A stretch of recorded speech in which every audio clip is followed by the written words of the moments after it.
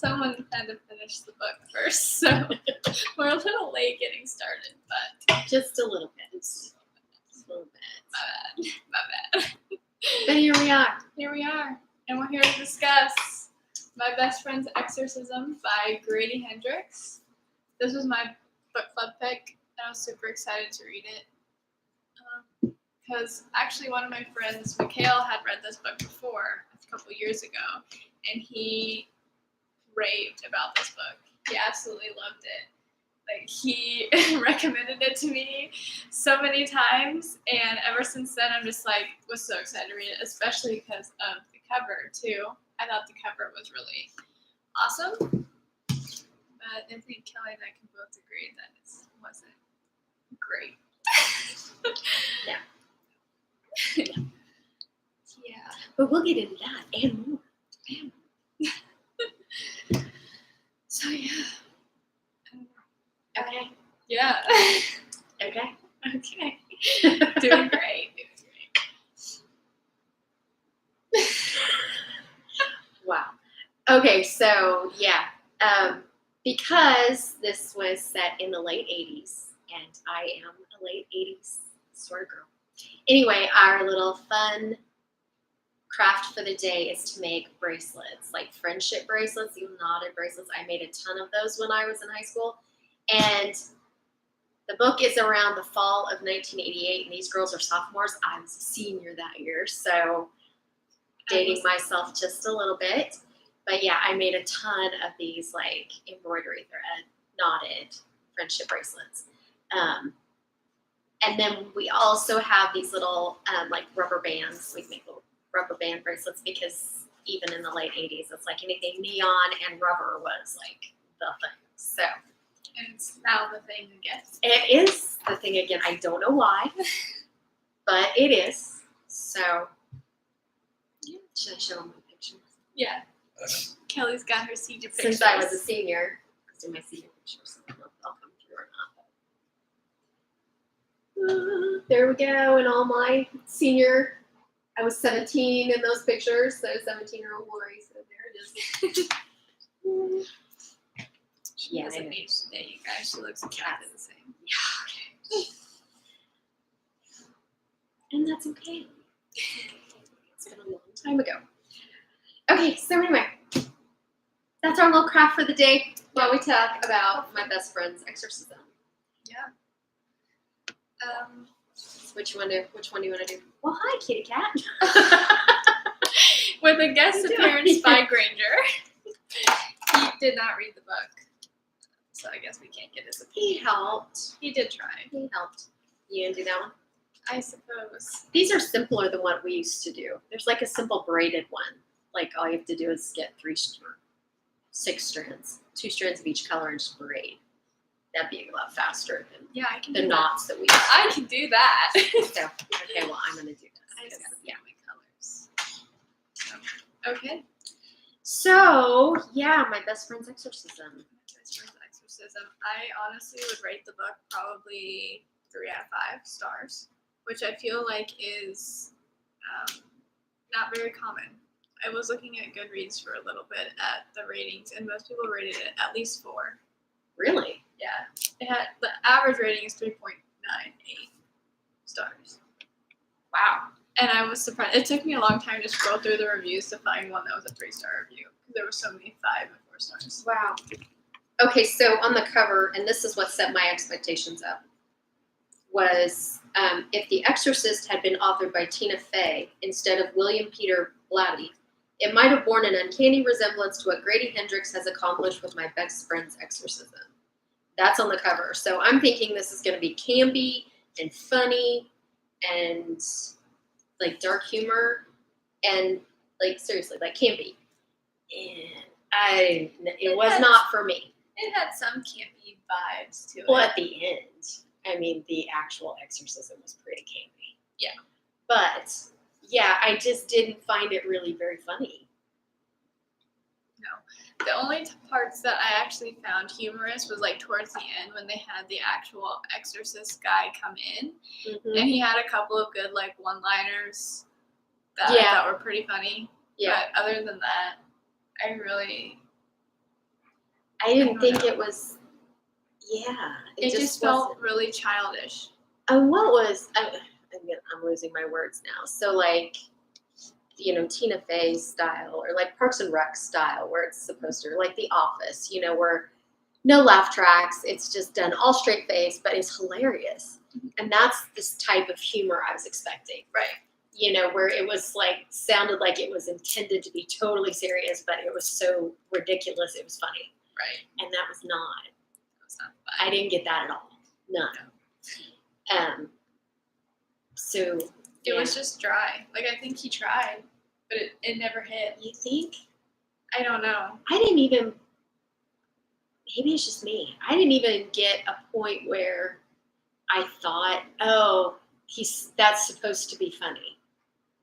And it was, I just didn't strike me as funny. I didn't even get, I don't know. Maybe it just like totally went over my head. But anyway. I could kind of see where he was like trying to be funny, but I just think it felt flat. It just felt short. But anyway, no, glasses are dirty. So that was where I was at 3 too. I was kind of at 3.5, thinking that, because I did enjoy it. It was entertaining.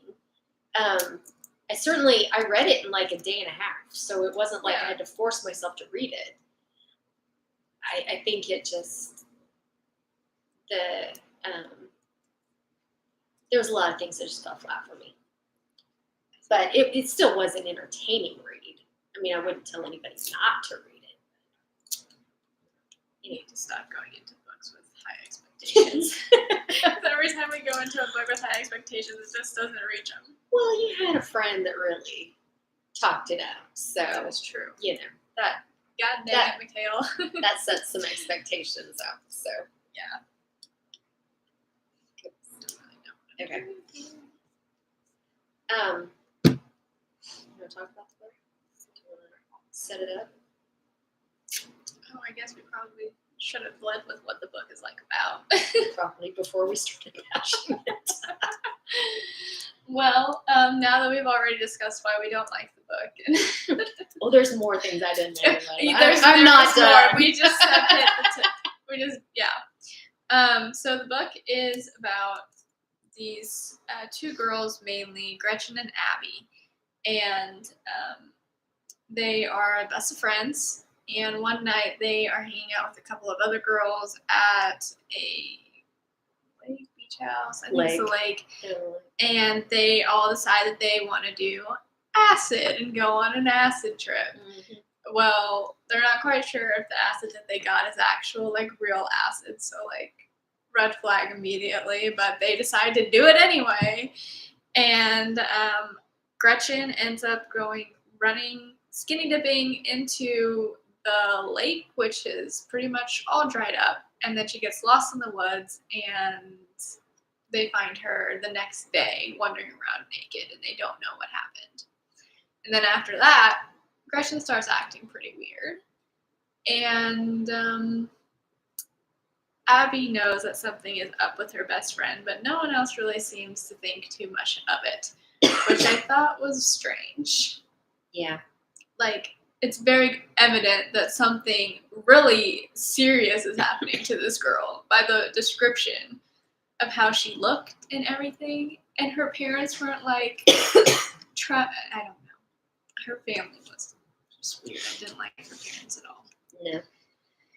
But anyway, yeah. And then one day she shows up and she's not looking ill anymore. And she actually looks more beautiful than she did before, and all of these things. And Abby is convinced by this point that she's been possessed by a demon, and she tries to exorcise that demon out of her friend. And it's quite the ride, that exorcism. Yeah, it's strange. It was very strange, but that's pretty much the premise of the book. Yep. So, like I had a good idea. Mm-hmm. I really it. Sounds so good. I just don't think it quite. It didn't hit. It didn't hit. Grady, you let me down. Yeah.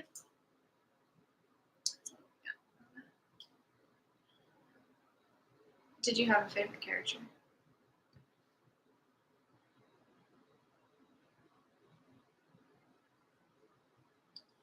I suppose Brother Lemon, because I didn't really.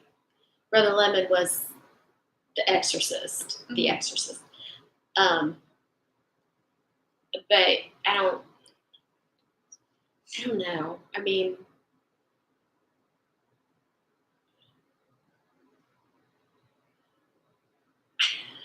so bad. We're so quiet. I mean, I didn't dislike Abby, but I don't really like her either. She had no backbone. Yeah.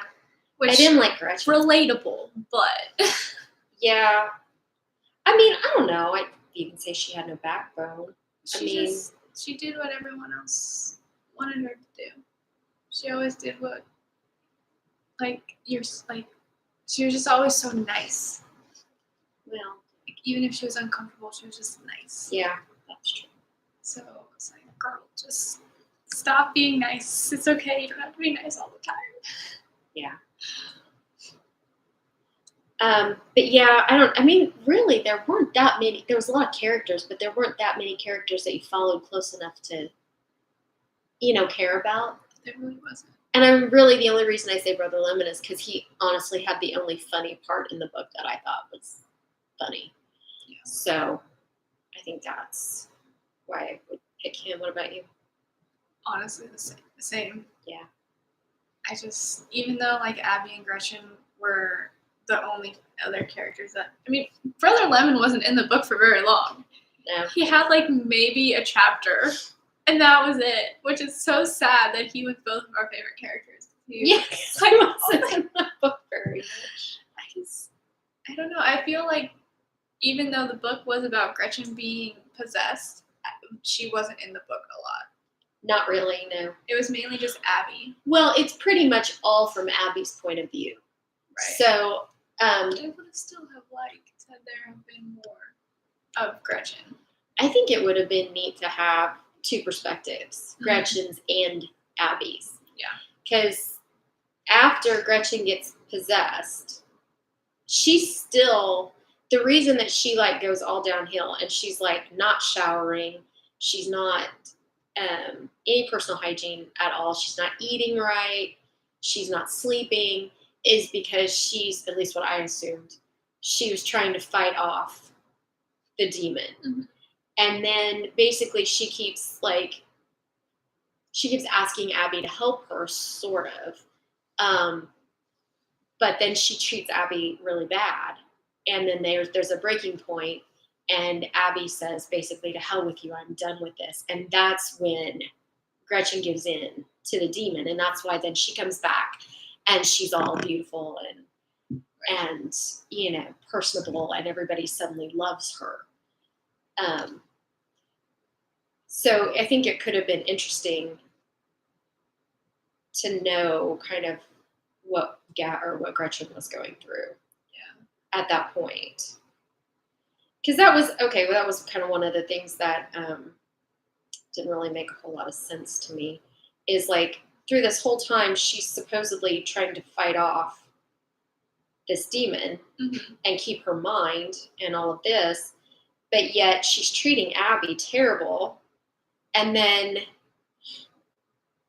it's she's not even there. And then out of the blue, she'll call Abby and beg for help. And then the next time they see each other, it's she never even talked to her. And then what was that one? It was towards the end. One of the things with Abby, she has really bad skin. Mm-hmm. She had acne really bad, and then it left her with scars. And so then her skin kind of cleared up. But because of her scars, she wore really heavy makeup all the time, so nobody would see the scars. So one of the things that Gretchen did, they had this thing at school, an auction. Was it an auction? No, it was Spirit Week, and the day was Slave Day. Slave Day, yeah, but I was trying to figure out how Abby ended up as Gretchen's slave. I think that they just picked, the teachers picked. They did, okay. So anyway, Abby ends up as Gretchen's slave, and Abby thinks, "Oh, thank So goodness, messed up, though. thank goodness, I'm good." And then Gretchen basically takes Abby into the bathroom and tries to force her to wash all her makeup off. And that's the breaking point when Abby says, "To hell with you. We are done. We are not friends anymore." But later in the book, then Gretchen says she didn't remember doing that. She says, "I remember doing something terrible that upset you, but..." So I'm like, well, was she present? She was still at that point supposedly present trying to fight this demon off, but yet it's like that was her excuse. She wasn't even there. So I don't think the plot as far as how it went was very well thought out as far as that kind of stuff. Just because it was like the demon was making Gretchen do these things, but yet Gretchen supposedly was still trying to fight the demon off. So I didn't like that because it made no sense to me. There were a lot of things with that just made no sense, quite frankly. But yeah. Yeah, because like you never ever found out how it was that Gretchen got possessed. Yeah. They say that she was... Never. She said that she was... Well, Abby assumed she was raped in the woods. By one of the boys. Yeah, because Gretchen had told her that she wasn't a virgin anymore. Right. But it was never confirmed or denied if that's actually when she lost her virginity. And... Well, but didn't she? She didn't, though. Right? She said that she slept with Wallace. Right, but then, remember her parents had that doctor come in? Yeah, but it wasn't like a real doctor. Right, but didn't he say she was still, her hymen was still intact? Yes, but I guess... I just assumed he didn't know what he was talking about. I don't know. It's never really clear what happened, because obviously it's all from Abby's perspective. You never get anything with Gretchen, but Abby even goes back to this abandoned kind of boathouse thing where it supposedly happened, and there's descriptions of, trash and stuff around and like satanic symbols painted on the walls. And then there's some weird urban legends about, what was her name? I can't remember. Molly something. That supposedly she was... Yes, Molly Ravenel. We have to go dig up her grave and give her a Christian burial because she's never found. She's rotting in the dirt because Satan put her there and he ate her soul. So we have to bury Molly, save Molly, and if we can get Molly out, then I'll be saved. And then nothing happened with Molly. Yeah. Nothing. I thought maybe that would be part of the exorcism, where they'd have to go back to the boathouse to do the exorcism, and they'd have to find Molly, and... Never heard from her. Nope, didn't play any part in it at all. So poor Molly's still rotting in the ground. Pretty much. Still don't know how Gretchen got possessed, or why, or what happened there. Then never do find out. Nope. And again, in the end, Gretchen basically goes to Abby to have Abby tell her everything because she can't remember anything. So I go, oh, okay. So I don't know what that was about. Oh, and what was weird too, like the whole acid trip, it never even happened. No. So I'm not sure what. There was just so many random details that didn't play into anything. There was a lot of fluff. Yeah, I mean, it didn't. Like, you could just say that the acid trip worked, and so now Abby's, like, questioning, what the hell? Maybe I've just hallucinated all of this. But, no. That wasn't the case. Unfortunately for them. And even just to start off with, The book opens when they're like, what, 10? Yeah. Which I actually appreciated because Abby was like all into E.T. But that's how she and Gretchen got to be friends in the first place, was because Abby was having a birthday party and invited her whole class, and none of them showed up because another girl decided to have a party on the same day. But Gretchen showed up, and that's how they got to be friends. But anyway, one of the girls, the girl that had the other party, well, they go to this like private Catholic school where all the rich kids go, and Abby's there on scholarship, so she's kind of already an outcast. But anyway, the girl that had the party on the same day as Abby's birthday party was like her enemy when they were 10, 11 years old. And then you flip next chapter, it's 5-6 years later, and they're best friends. I literally wrote that down in my notes. I'm like, how in the world are they now friends with this girl? Like, with Margaret and Glee. The two ones that bullied them so much when they were younger. Tormented them. And Tommy Cox never made another appearance either. No. What the heck? I know, right? That was sad. So, stuff like that just didn't make sense. But the big one for me was never finding out how or why Gretchen even became possessed. Yeah, I would have liked to have known, like, the backstory with that. I mean, I could see where, just be some random act of evil, but something had to have led up to it. I mean, Gretchen stumbling into this, did she... Maybe. Was she tracing these satanic patterns on the wall and actually accidentally invoked something? I just don't. Maybe they were just on Goatman's Bridge and there was a ritualistic sacrifice happening and she happened upon that and they decided to take her. Right? I don't know. Something, anything. And nothing really was just... She was possessed, but yet the whole middle part of the book was nothing but what? I mean, I don't know. I'd say even probably a third at least of the book is nothing but Abby's misery. Because Abby's trying, of course, to make everybody believe that there's something really wrong with Gretchen, and then Gretchen just kind of targets her and starts doing all these things to make Abby look terrible. And so Abby's now an outcast. And so the whole, this huge middle section of the book is nothing but Abby being miserable.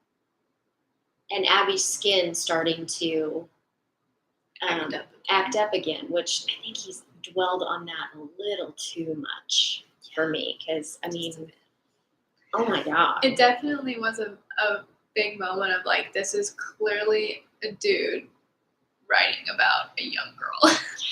Wow. He really dwelled on the acne a lot. It's in-depth descriptions.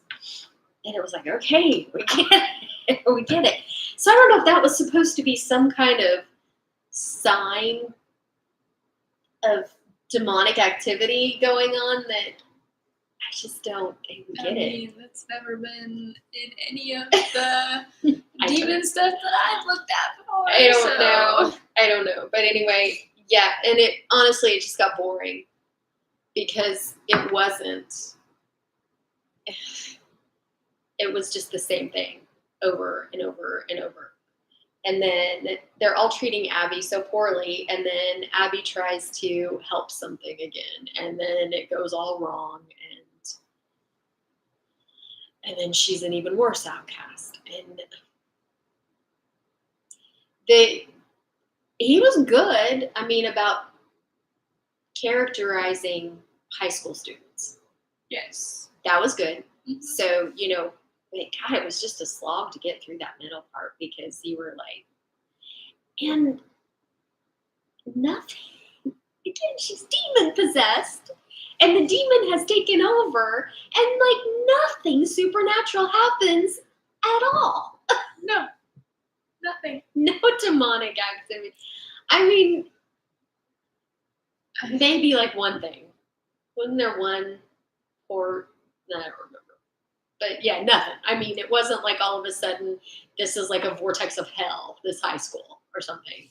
It was all about the ways that Gretchen manipulated people, especially manipulating them into hating Abby, but manipulating other people. Like their one friend Glee had a crush on the priest. And so she manipulated everything to make it look like this priest was sleeping with Glee. But I mean, the only demonic part of that was it was the demon that was telling Gretchen to do all these things, or actually doing it once he took over. But there wasn't any spiritual, supernatural aspect to it. No turning heads, no strange voices, no. Well, it wasn't like up until the demon took over, they had some like demon signs. Yeah, they did. They did. But then once the demon did take over, when you would actually expect there to be the signs, there was nothing. Nothing. I was so confused. I'm like, this is backwards. I mean, I was expecting like things to happen that would signal a demon's presence. You know, something weird, like a plague. You know, or something like that. There wasn't. So, like I said, that whole middle section was basically nothing but Abby's misery. That was it. And Abby over and over trying to convince people that something was wrong with Gretchen, and then Gretchen retaliating. That's all it was. And then the traveling show turns up at her school, the Lemon Brothers. I didn't like that. I thought it was dumb. It was cheesy. Which again, maybe was supposed to be funny, but just wasn't. Anyway, it was some kind of like, I mean, feats of strength? That's basically all it was, right? Mm-hmm. Talking about how God gave them the strength to do this, that, or the other, and they would talk about, spiritual strength. Anyway, Brother Lemon, the exorcist, I guess their daddy was an exorcist too. Yes. Brother Lemon wanted to be an exorcist. And so when they came and they were doing the show, he spotted Gretchen in the crowd and basically said, that she was possessed. And then Abby thought, oh man, here's my thing. And I thought, here we go. Here we go. We got like a third of the book left, and it's going to be all about the exorcism stuff. Nope. Because she went to talk to him and basically got blown off, and then they left. And it went back to just Abby being miserable. That was it. That was literally it. It was so disappointing. It was, because I thought, okay, here's the beat. Here's the story beat where we turn the corner. No, it wasn't. It wasn't. That was annoying. So it's like, you think you're getting plot progression, story progression, and it just went back to the same old thing. So that was kind of annoying. You're trying to figure this out, aren't you? I am. I feel so dumb right now because I'm on step 2 and I can't even get past step 2. It says hold all your strands together and fold them in half. I've done that. Okay. Tie a knot at the middle that forms a loop. Right. But then it says, like the picture, am I then supposed to braid each side? What are you doing here? I don't know. I might not be blonde anymore, but I apparently still have my moments. I don't know why you'd even need to do the loop thing. Why you couldn't just tape it and just start braiding. Like make a knot and then start braiding. This is what happens though. Kelly decides to interpret instructions and things go wrong. I just don't know if the loop is supposed to be to make it adjustable. Mm-hmm. Yeah. To tie it off at the end.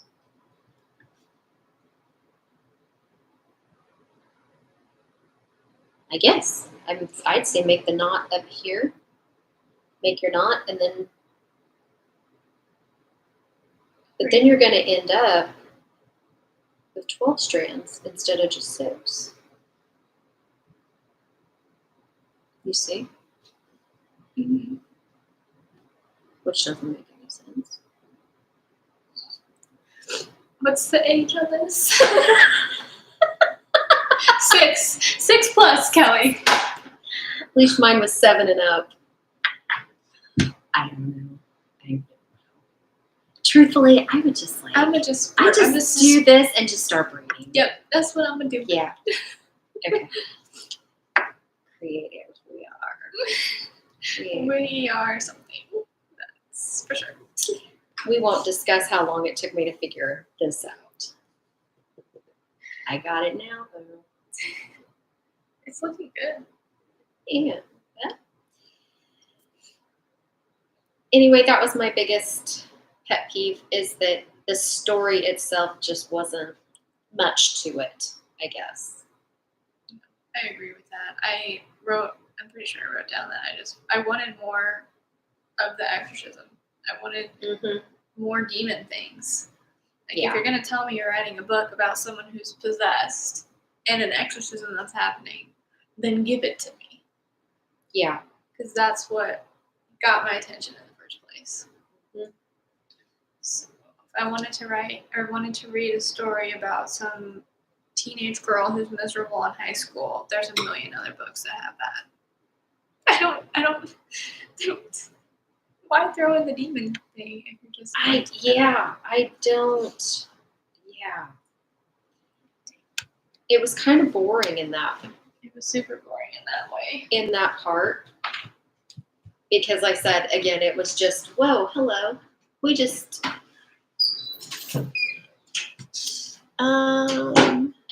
we're going to remind... I think it's still recording. It's just... Yeah. No, your Adobe is... I don't know what happened. Oh, just go back to... It opens a tab. Hi, we're back. Hello. We were probably there all along, but the computer wasn't. The computer screen said we weren't there. But I don't know. Now I suppose I'm getting boring just harping on how much we didn't like it. This boring part. And what was it? Oh, the baby. I was like, where did we get to the point where Abby contacted Brother Lemon again? And that was because they apparently have this sophomore class trip to the morgue. And for, I don't know, some class or biology class or something. I don't know. But anyway, while they were at the morgue, I didn't get that one either. The whole bucket of fetuses. I don't know if that was supposed to be stillborn babies or probably. They literally described it as a 5-gallon bucket full of dead babies. Fetuses. Okay, so anyway, they leave, and it wasn't long after that, I don't think, that there was this report of one of the fetuses was missing. And who came to, Gretchen came to Abby's house, didn't she? I know that's how this fetus ended up at Abby's house. I don't remember. I was trying to think, did Abby try and call Gretchen? I think she went to... Oh, no, the boyfriend, the supposed boyfriend who didn't exist, remember? Andy.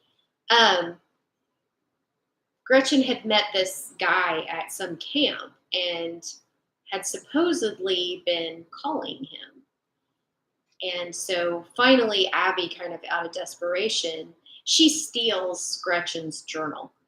And because she thinks it's going to prove, to everybody that Gretchen's really in trouble.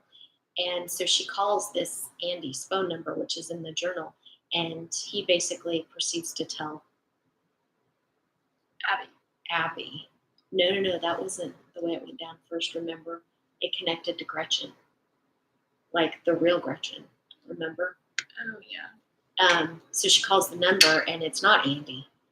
It's somehow Gretchen, wherever Gretchen herself actually is. And Gretchen tells Abby, help me. This is what's happened. Yeah, he has me And locked then, up here. yeah, and then tells Abby to lock the doors, lock the windows. He's coming. And then this demon-possessed Gretchen shows up and threatens Abby, and then they leave. But another part of it was in this journal, there was proof that Gretchen had written these suggestive letters to Glee that supposedly came from the priest. Yeah. And so she called the priest because, of course, that whole thing blew up. She calls the priest, and then Gretchen shows up and steals back her journal. So there's nothing there. But the big thing is that Gretchen leaves a paper bag with the lost, stolen, dead baby. And so police show up. Gretchen's got the dead fetus. Abby has it. And so, yeah, that's when kind of all hell breaks loose. And Abby ends up calling Brother Lemon again. And they start planning the exorcism. It's how that went down. So yeah, Gretchen is like seriously, or the demon is seriously setting up Abby because Abby's being a pain in the ass and threatening, to kind of undo what the demon's been doing, trying to do proof and stuff. And of course, as a 16-year-old girl, Abby's being stupid with the whole thing because she's like telling everybody, like all her plans. Like maybe just find one person that you can trust and can help you. Don't say anything to anybody else. But I think it was after that, like, I don't know, she goes to the police station, her parents bail her out of jail or something for the fetus thing, and then Abby's on house arrest. And she tries to call this Andy thinking she can talk to Gretchen again, and it goes to Andy. And Andy says, I don't know what you're talking about. I haven't spoken to her since camp. Well, so, she had gone to the library and asked what the area. She had Andy's phone number that she got from the journal. That's right. And asked what area code it was from, and then she looked up the addresses for his last name and started calling all of them. And that's how she talked to Andy. But so Andy was fake. So then it makes you wonder: was Gretchen? Because it was all over in her journal about talking to Andy. And so, who was Gretchen talking to? It was just Andy's phone number. The rest of it was all like scribbles and plans for the demon. Well, but remember though, or did she actually just talk to? She just told Abby that she had to call Andy, and that's why she couldn't call Abby that night. So anyway. That's how it went down, and then she had to call Brother Lemon again. And so then you're like, finally. Yeah. And then it was still kind of disappointing. It was. Because, well, and this was the one thing that was kind of funny, is that turns out Brother Lemon really isn't an exorcist. His daddy is, and all he's ever done is, like, watch one. So she gets like this beginner exorcist. So that was kind of funny. I thought it was funny. Yeah, because then he had to leave in the middle of it and be like, I have to go get my daddy. Well, I don't think that was because he never came back. Well, so I think that's just what he told her. Yeah. Well, he did.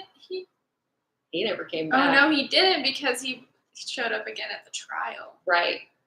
Because the police showed up and they saw that, well, at this point they're thinking that Abby is pretty much like some dangerous criminal and trying to kill Gretchen and whatever. Right. And so they show up and here's Gretchen all bloody, covered in vomit and urine and all of this. And she's strapped down, and there's Abby just standing there, like. Well, basically, they drummed Gretchen and kidnapped her. Mm-hmm. And that's how they got her. And then, of course, she was tied to the bed. And then Brother Lemon was doing all these things, these really outlandish, torturous things to Gretchen to try and get the demon out. Well, first of all, just trying to get the demon to admit it was there. And then, because you laughed when you snorted. Hot damn, we got ourselves a demon. I'm pretty sure that was the line. Yeah. So, I mean, that was funny. That was funny to me. But yeah, then he can't do it. And he loses his nerve. And he tells Abby he's going to get his dad. But he doesn't. He doesn't come back. And so that's how Abby has to do basically the exorcism by herself. Mm-hmm.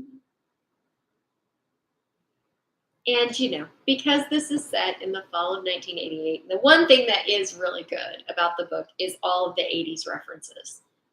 And so, being, when I'm an 80s baby, so I appreciated, I was recognizing just about everything that he was talking about. When they said VD, what is that? Venereal disease. Oh, that was one thing that I was just not getting, but yeah, okay, that makes sense. Yep. So I was enjoying that, and all of the chapter titles are song titles. So I was enjoying that because it was all a big flashback. Yeah, and they really liked Phil Collins. And Abby made sure to cast out the demon by name of Phil Collins. And the name of Phil Collins and the Go-Go's. And the Go-Go's, because we got the beat. Because that was their song from Abby's birthday. When Tommy Cox ran into her and caused her to have to get stitches. Yeah. So yeah, I enjoyed kind of all of that. So yeah, and that was the part that really was very campy, was the actual exorcism. But it wasn't satisfying campy. I expected that where the whole religious Christian aspect exorcism wasn't working because basically Brother Lemon didn't know what he was doing, that it would kind of come back to being a whole friendship kind of thing. Mm-hmm. Because that had been the theme. Yeah, but not really. Well, when she started casting out the demon by all of the things from their friendship. Kind of. Their memories. But didn't you? I don't know. To me, I just expected it to be more of a direct friendship kind of thing. Then, it was she actually, okay, so at her birthday party when she was 10, it was a skating party, roller rink, and an older boy had run into her. And the next day at school, she was saying about these things, or the next week, and the mean girls were saying she was lying and blah, blah, blah. And Tommy Cox comes into the classroom and sees her with this big bruise on her head and says that, oh man, girl, I'm so sorry, stay cool, whatever. Anyway, he gives her this can of Coke to put on the bruise, the cold, and she kept it. So she has this can of Coke at their exorcism. So it's I think, what was it?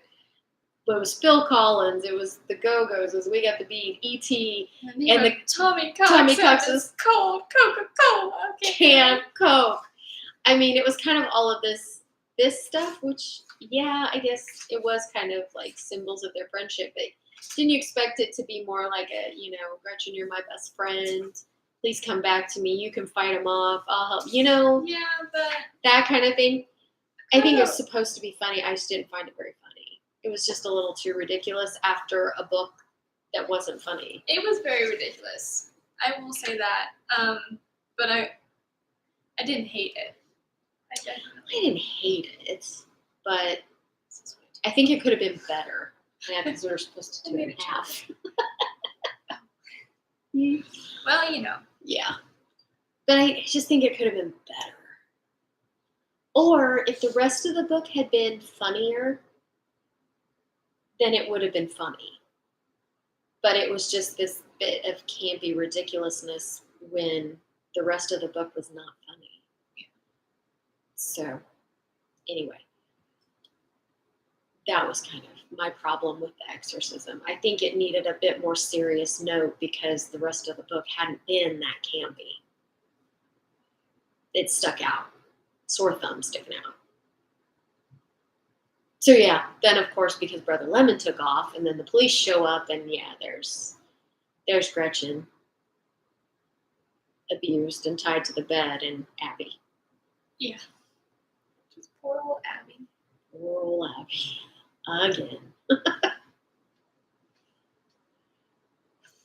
those parts, but I have a Doing string. the whole court thing. Which I don't know. Again, another thing I didn't like. What did you think of that one? Abby was, of course, on trial for kidnapping and attempted murder. Not attempted murder. They didn't try and charge No, her with for attempted murder. the stealing of the baby and the kidnapping, and the dog. I don't even know what. I don't think it was the dog, was it? Gretchen, the demon, Gretchen, actually killed. Because Abby went to Gretchen's house to drug her and kidnap her, and Gretchen kind of caught her. And I think in the process of trying to do this elaborate setup of Abby, Gretchen killed their family dog. Which was unnecessary. Completely unnecessary. It was. But I don't think they tried to pin that on Abby. I think that They was. did. They did? It says that he confessed because the exorcist came in and confessed to everything, saying that Abby was at the beach house trying to save Gretchen and that he forced her to steal the fetus for his own satanic rituals. He abducted Gretchen. He shot the dog. Mm. He bought alcohol from minors, and he coerced Abby into the thing. Okay, so what did you think of that? Of him coming. Brother Lemon's. Of him confessing to everything. Yeah. I knew it was going to happen, but I don't know. Like, bro, it ain't your fault. What? Like, bro, it ain't your fault. I would have just ran. Yeah. Well, I think he felt guilty for abandoning her. Yeah. That. Okay, so here's what I didn't like about it is, like, yet again, Abby is left holding the bag because there wasn't any point. I mean, he could have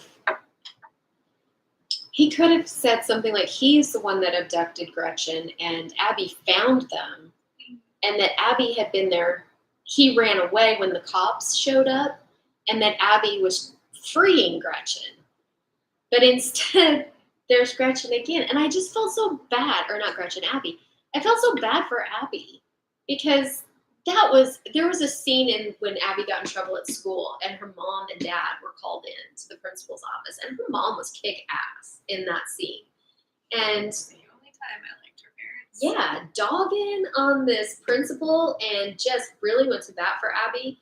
And then they're left in the end believing that Abby was complicit in all of this. Yeah, because they said And that it she didn't was have to be under that his way. control. Because he Yeah. was an acolyte of Satan, and she was completely under his control. And it's like, why just leave her out entirely, dog?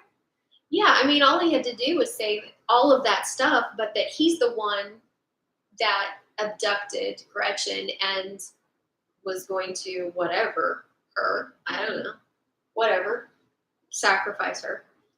And then Abby had nothing to do with any of it. And that he set her up with the live baby, or the dead baby. But I mean, Abby didn't have to go down for any of that. And so here's her poor parents, especially her mom, thinking that she really did do all of these horrible things, that she didn't. And I mean, basically for the rest of their lives, because they moved away. They were in North Carolina, South Carolina. They moved to New Jersey after that. And pretty much for the rest of their lives, they thought that Abby really had done these things. That was kind of rotten when it didn't have to be that way. Right. Why, in the end, did you leave Abby? And of course, nothing about Gretchen, which was another good thing that he did in the book, was about the classism. Oh, yeah. Abby was going to this rich Catholic school on scholarship that her parents, to the point where they hit some really hard times, to the point where they even had to move out of their middle class home and go into like the slums, and that her dad really didn't do much. Her mom worked double shifts all the time, and so it was very clear. And her mom warned her on several occasions that, because we're not the rich people, we're not, it's always going to be your fault. Yeah.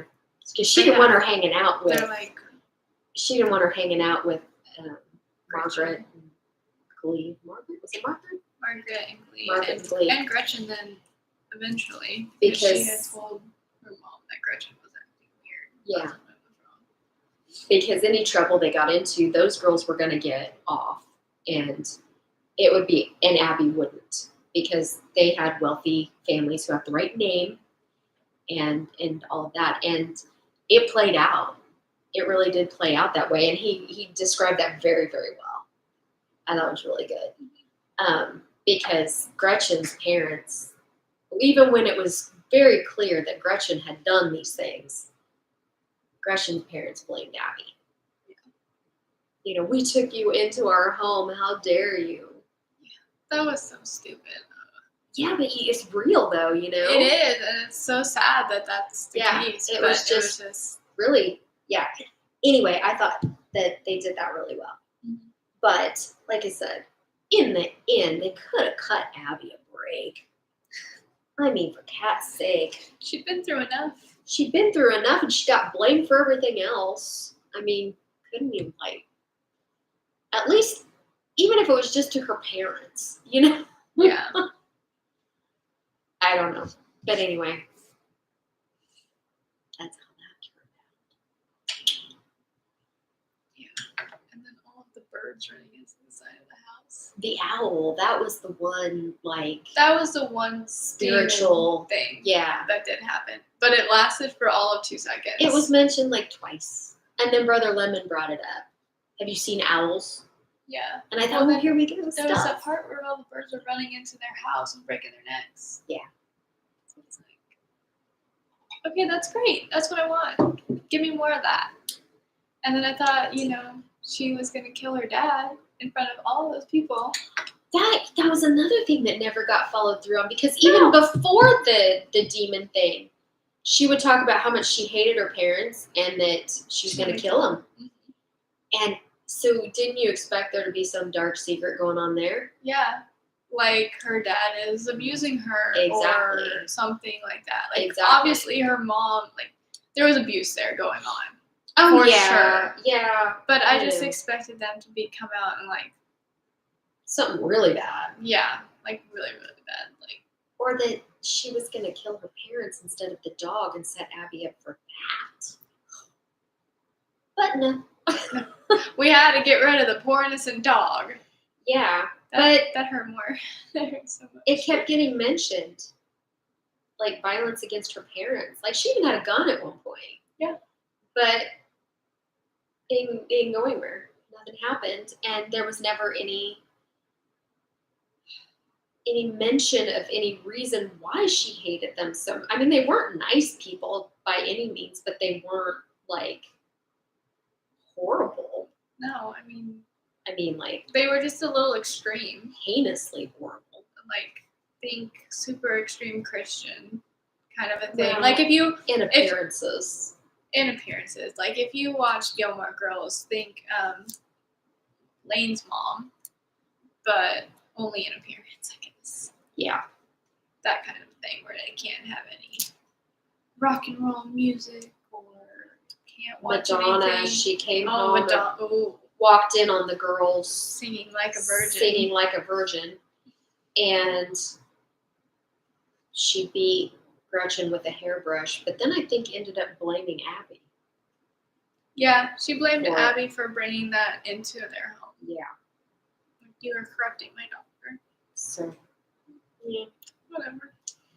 Anyway, I thought they did a really good job with the classism and how that plays out. They did a good job there. Yeah. I think so. But overall, too much that wasn't explained and too much that was left hanging to be a satisfying story. Like, really satisfying. Yeah. But it was entertaining. I mean, like I said, I read it in a day and a half. On vacation, no less. It's so. definitely a book that you could sit, like, you don't have to force yourself to read. Like, No. It's not one of those. Like, It was, I read it in a day. Yeah, I mean, his writing is good. The writing is good. It's the plot. Mm-hmm. It's not so much. I think maybe he was wanting to write an 80s story. And he's like, well, hey, let's do an exorcism or something. Yeah. I don't know, but got all the 80s details very, very good. So, that was good. And again, the whole society. That part was done pretty well. Yeah. Oh, I'm sorry, Granger. No, I just said that I liked how strong Gretchen and Abby's friendship was. That, like, Abby was willing to fight so hard for it. Mm-hmm. So, that was good. I enjoyed that part. It was. I liked it when they first met. I liked the very beginning of the book. Yeah. That was really good. They kind of like hated each other at first, and then they were just like, oh, you're not so bad. Well, Abby hated that Gretchen was there because nobody showed up to her birthday party. Which was so sad. And then finally Gretchen shows up. Mm-hmm. And she's the new kid. And basically Abby did not want her to be there to witness her embarrassment, her, humiliation. And then Gretchen kind of is weird and wins Abby over. And they end up having a really great time together, and that's the start of their friendship. And I think I really enjoyed that beginning part. It was good. Yeah.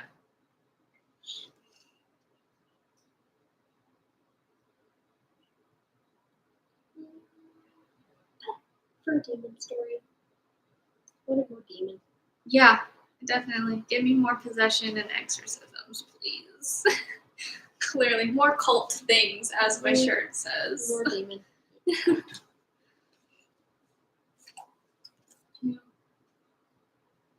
Oh, I like the part with Margaret and her tapeworm.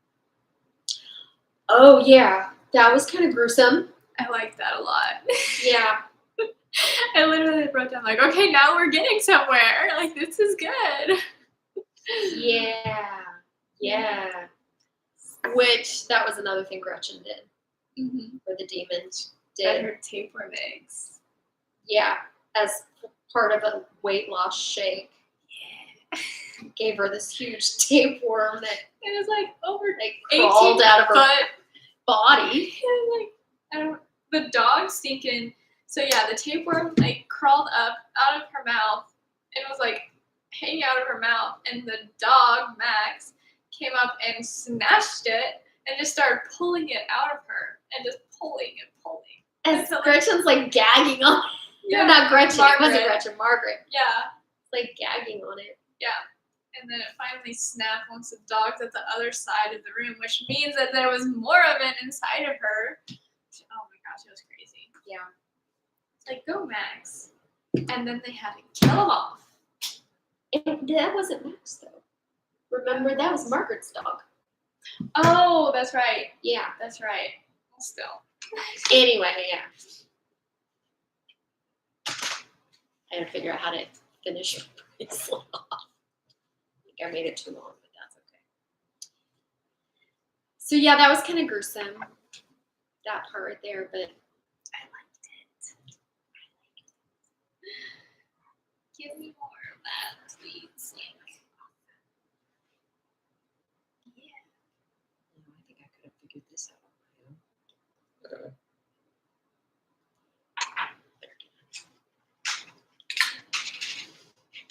But yeah, there wasn't a lot of horror aspects, like body horror, or not a mention of it, but not a whole lot. There was some, obviously. But I don't think that it was ever really supposed to have that much. Probably not. I think If it was that it was supposed supposed to to be be a lighthearted horror book. Yeah. Kind of like a Scream parody. Yeah. Yeah. I mean, shoot, they had a stinking exorcist scene where she's throwing up all over the place. So Again, Brother Lemon. Brother Lemon being the beginning amateur exorcist. it felt so chaotic. That was so funny to me. It just was. It was so chaotic. He was all over the place. It's just like, let's just throw more stuff down her throat. Yeah. The holy water didn't work, so let's do some vinegar. And then vinegar didn't work, so now ammonia. And the demon's just like laughing. And it's like, oh, no, let's do boiling water now. Yeah. Let's just burn her throat. Well, I made it too big. Oh, look at me go. Yeah. We did it. Anyway, yeah, I don't know. It was okay. It was okay. It was okay. I expected this to be a 5-star read, to be honest. Mm-hmm. So I'm a little disappointed that it was only 3 stars, but I am not sad that I read it. No, it was entertaining. Yeah, it's worth it. It's worth a read. Like, you're not gonna be mad that you wasted time on it. No, I do have another one of his books, and I'll read it mainly because I bought it. I have it in physical form. Guide. Yeah, the Southern Book Club Guide to Killing Vampires. And I have his Final Girl support group, which I thought was really, really good. Like, that was a great book for sure. So he does have good books. This was like his second book. So I just wonder if maybe some of the later books he learns how to plot a little bit better. Yeah, I think Final Girls was his newest book, and it's done really well. I didn't see a lot of. There were still some plot holes, but not as many. Yeah. So yeah, I'll read them. Yeah. Still no Taylor Jenkins Reid, but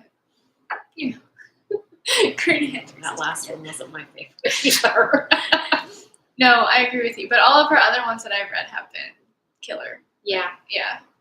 Like 4 or 5 stars easy. I still don't get the hype on that one. But to each their own.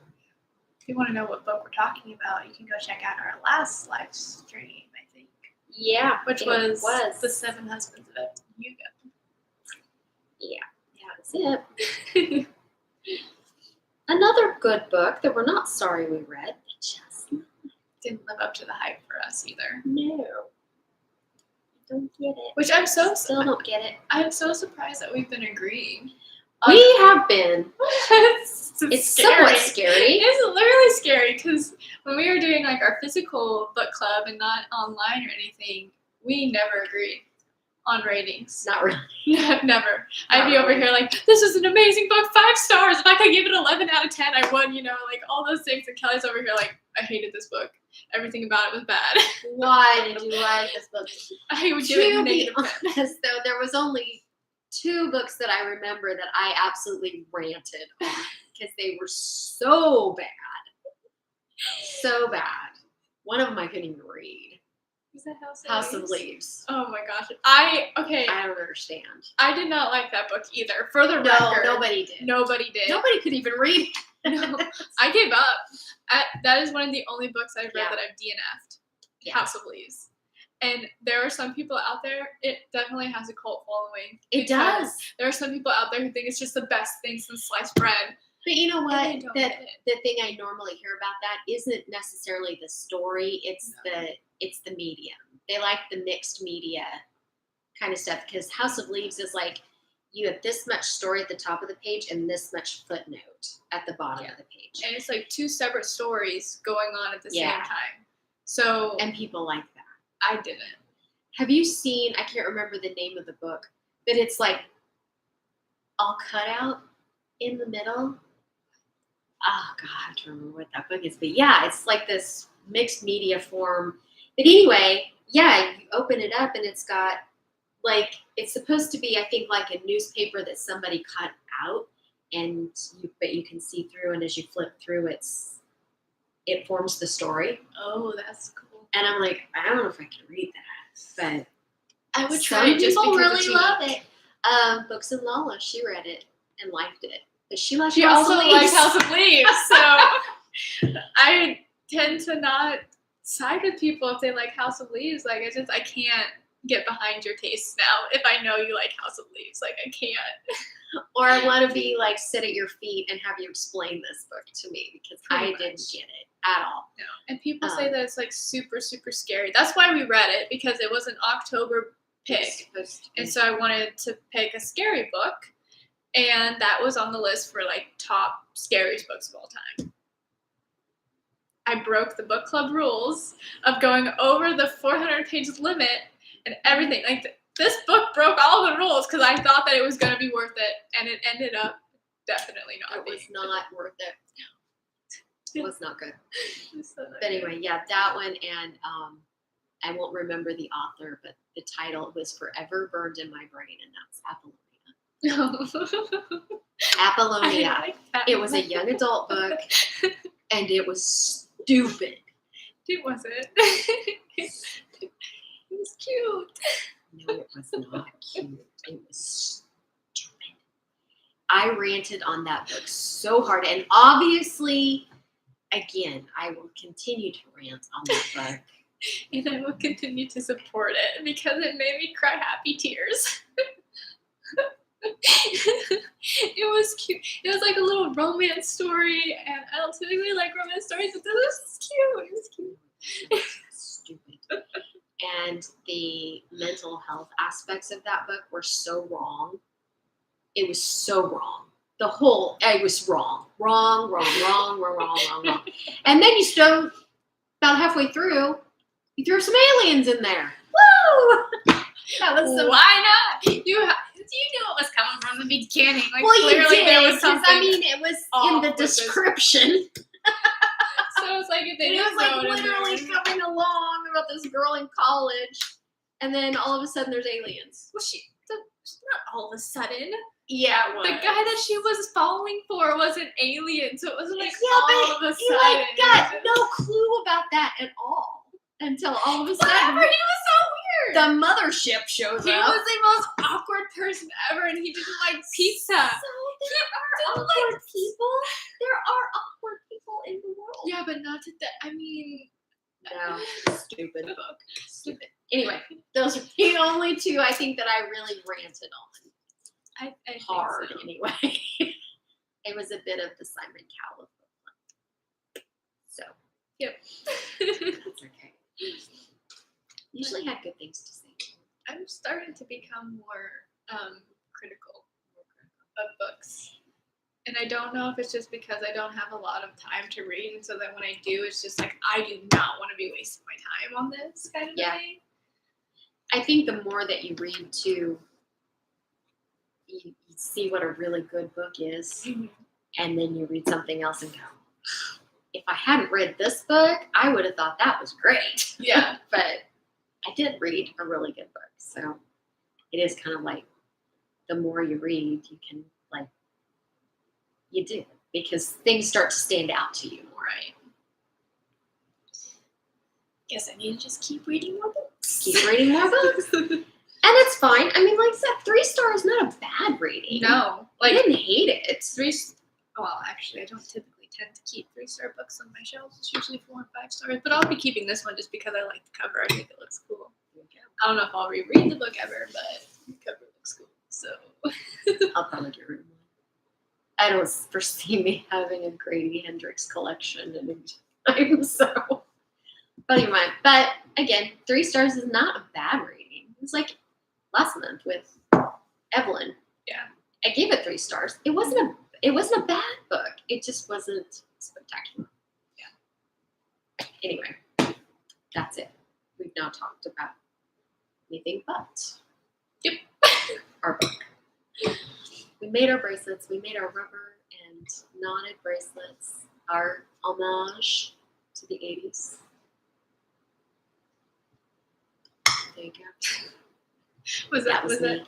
Yeah. Okay. That was I me. wasn't quite sure if it was like I did. I do like Phil Collins now. I was not a Phil Collins and Go-Go's fan when I was in high school. I was, hair bands were starting to be a thing. So Def Leppard. When I was and Guns N' Roses. Guns N' Roses, definitely. Cinderella. I was saying Bon Jovi. I went to a Bon Jovi concert. I actually looked because I have that concert T-shirt somewhere, so I looked for it so I could wear it today. I couldn't find it. It's probably at my parents' house. So yeah, Bon Jovi. There's another one I thought of too that I listened to a lot. Metallica. You know some good stuff. I was kind of a rocker girl back then, so I didn't really do like Phil Collins and stuff, but that was more my thing. But I still appreciated things. I didn't. I was actually going to put my hair up in the side ponytail, but it wasn't cooperating today. So, and I don't have my crimping iron anymore. I had a crimping iron. I had a picture I was looking for too. It was actually my first year in college, so it was actually 1989.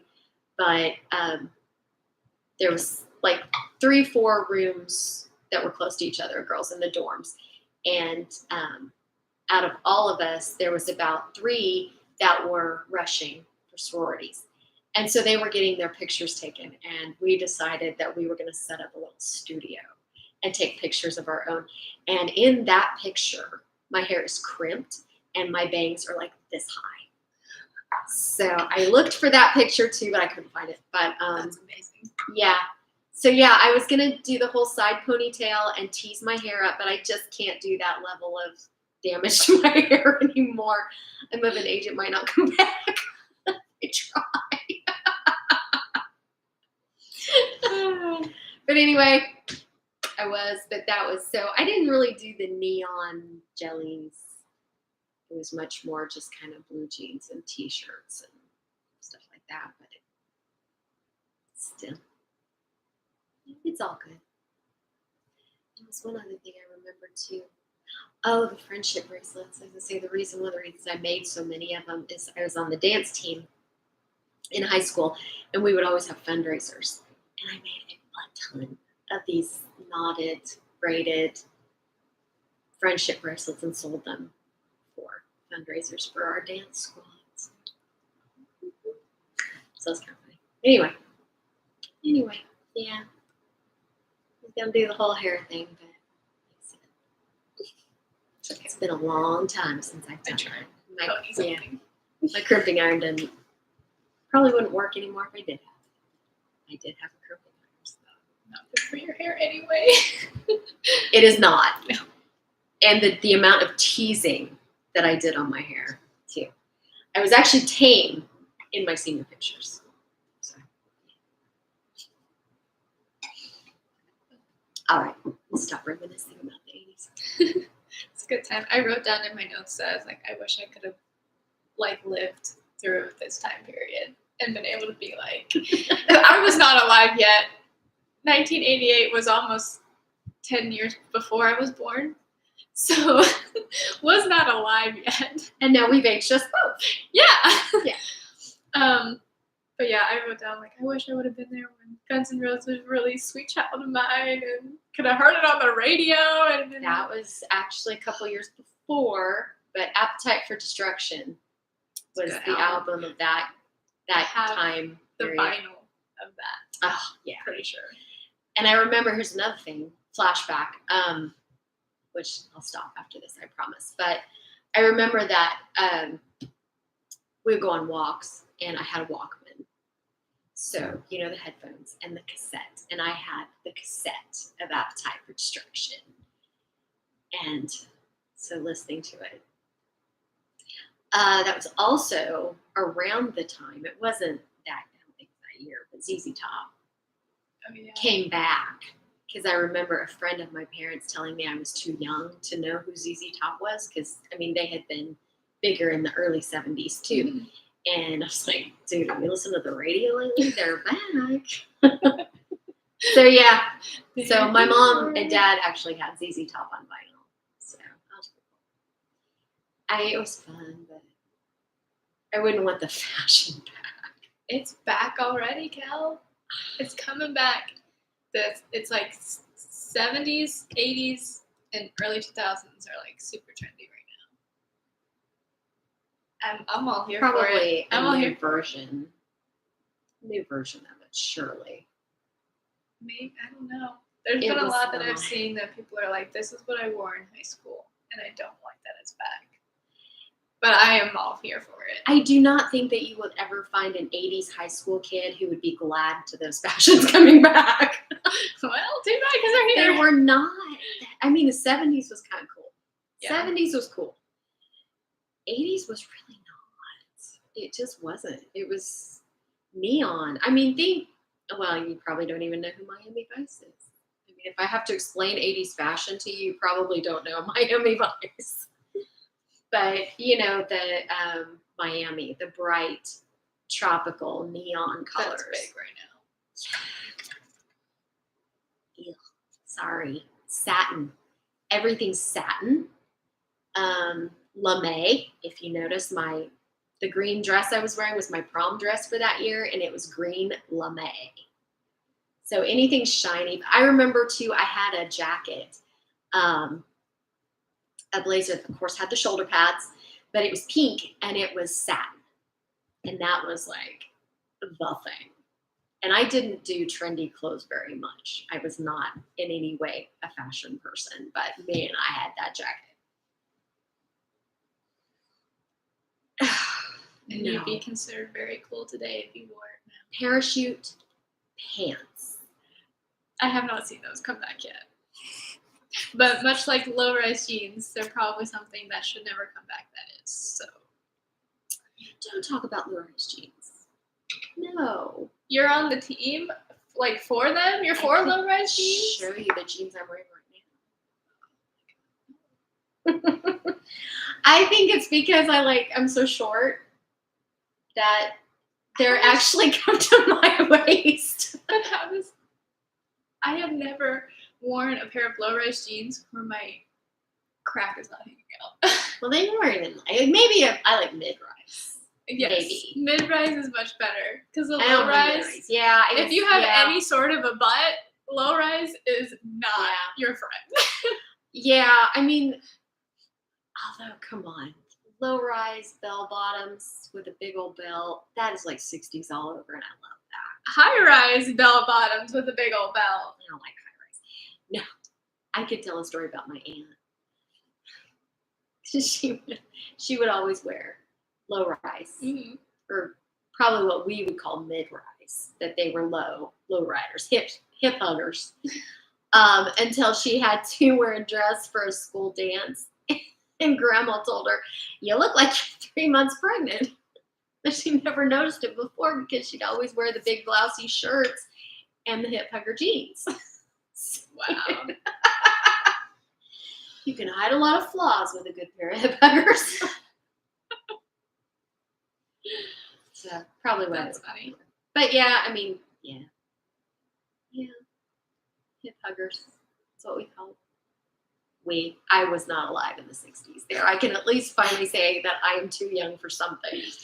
But yeah, it's pretty cool. Pretty cool. Like I said, big old bell, hip hugger jeans, hip hugger bell bottoms. Anyway, I don't like high-rise jeans. I hate high-rise jeans, and that was the 80s thing. I hate high-rise jeans. And now we have found another thing to disagree on, since we can't disagree on books anymore. Oh, just wait. I'm sure we'll find one. There's always one. Okay, so again, an hour 20, but to wrap it up, speaking of actually something horrific, have you watched Sandman? Yeah. On Netflix? I love that show. I don't love, okay, love's a strong word. I think it's really good. It's very good. The diner scene, though. We're not going to spoil it for you, but that diner scene is intense. That's some horror for you. That's like next level. Wow. I was not expecting that. Have you read the comics? No. I haven't either. I tried to online, which obviously is not the best way to read comics, but I just don't think comic is my medium. I couldn't get into it. But the Netflix show, whew, and the guy who plays here we go. I just like his voice. Like it is. Yeah, his voice is perfect. Yeah, he can tell me my grocery list, and I would be happy with that. You know. Yeah, he does have a very nice voice. It's just like so low and like raspy, and it's accented because he's okay. So here, I'm gonna have to double check myself, but I'm gonna ask you, the person who plays Desire. Do you know who that is? I'm going to double check myself to make sure I'm not talking out of my ass. I don't know if I remember who that was. His brother, sister, lives in the heart chamber. Desire. Do you know who that was? And I'm checking myself because obviously right now I'm going to be like all kinds of dumb if I'm not right.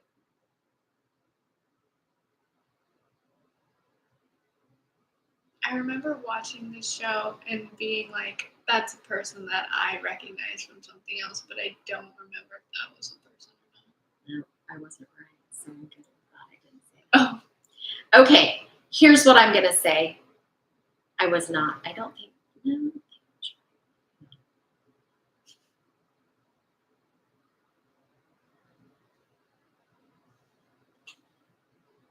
Mason Alexander Park. Which, of course, makes somewhat sense. But here's how I'm going to tie this back to the 80s, because he is an exact lookalike for a famous, what we would probably call transgender person from the 80s, which was Boy George.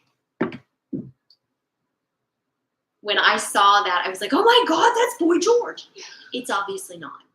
But looked like him, sounded like him too.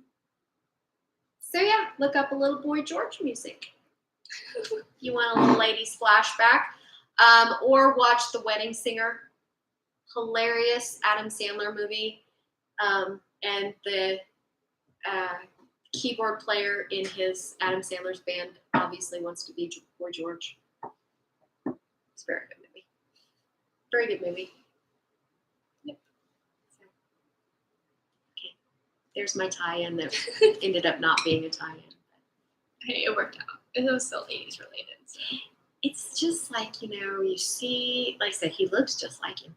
But obviously, now that I stop and think about it, way too young. But I guess that was, again, when you get to be a certain age, you kind of forget how much time has passed since these things happened. But, yeah. Okay. I did not bring my book for next month. What is it? Circe. I don't have a copy of that. I don't think. I was planning on getting it from the library. Okay. I think we're buying it. We are on Circe for September. No, I think we're supposed to be reading it right now. In August. Doing great. Mm-hmm. Uh-huh. Yeah. Because next month, September is... I just took a picture for Instagram. Yeah, if you guys aren't following Kelly on Instagram, you definitely should at Katie Reads, Kady Reads. That would be me. All of the amazing book content. Oh, My Sister the Serial Killer. That's our September book.